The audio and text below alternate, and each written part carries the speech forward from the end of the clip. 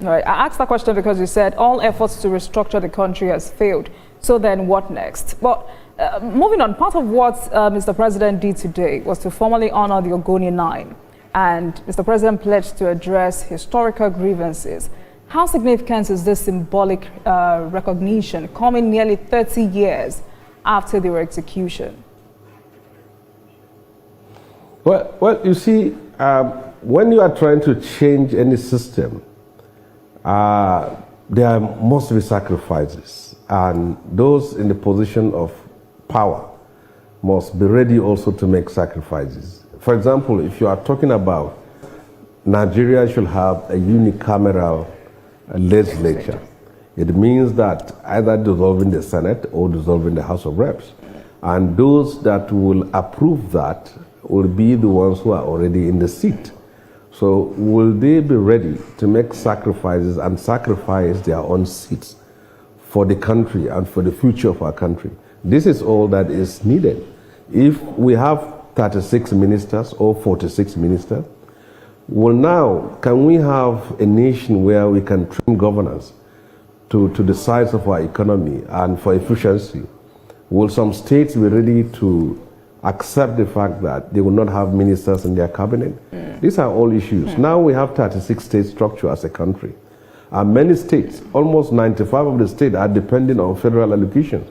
Will some of the states agree to merge with others? Merging will mean dissolving some political boundaries, political fiefdom, and political royalties that exist. Will they be ready to do that? So you see, political reforms comes with a price, and that those who are in charge should be ready to make sacrifices for themselves. And it requires a courageous leader to do that. For now, President Tinubu has been able to do that in the economic front, what leaders before him were not able to do. If this was done 20 years ago, we couldn't have been in this problem today.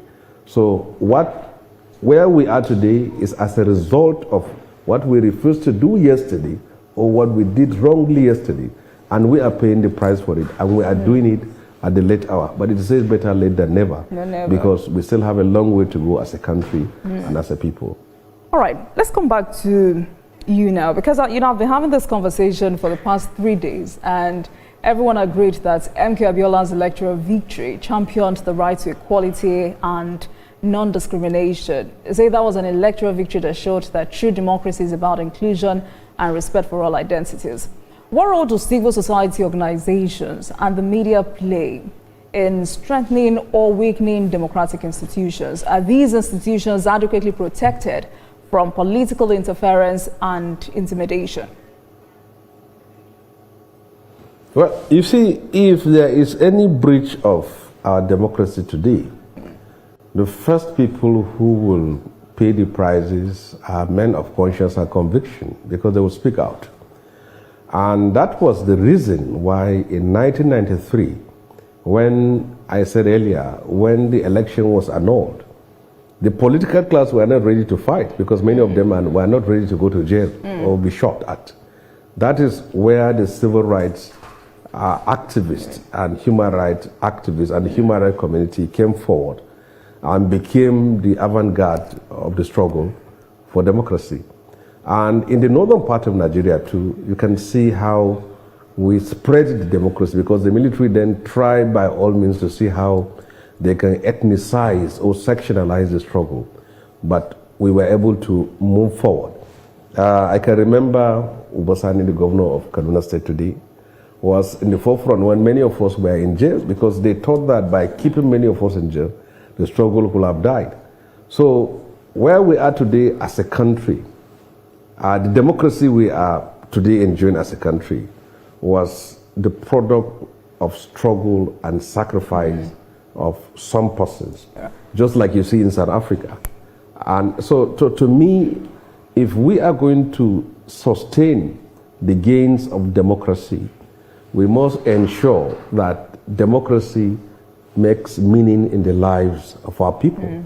Because if people cannot feed, if people cannot pay their rent, if people cannot pay the school fees of their children, if people are insecure, they will start asking questions of what relevance is the whole democratic process. Absolutely. If you look at young people today, They have become darlings of military rule for the very fact that they had no experience of what life was under military rule, and they thought that civilian life, civilian government or democratic government is worse than the military.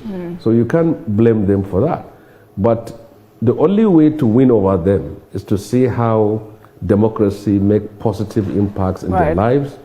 And this generation of leaders who are in position of power have benefited from the benevolence of Nigerian state. Many of them went to public primary school, public secondary school, public universities, and they benefited from scholarships. So that should be extended to new generation. By doing that, it makes them to love their country and appreciate democracy. But if the lives of people keep deteriorating, they will ask questions and they will continue to repudiate or rebuke democratic ideals and philosophies. All right, Senator. Continue to appreciate what they don't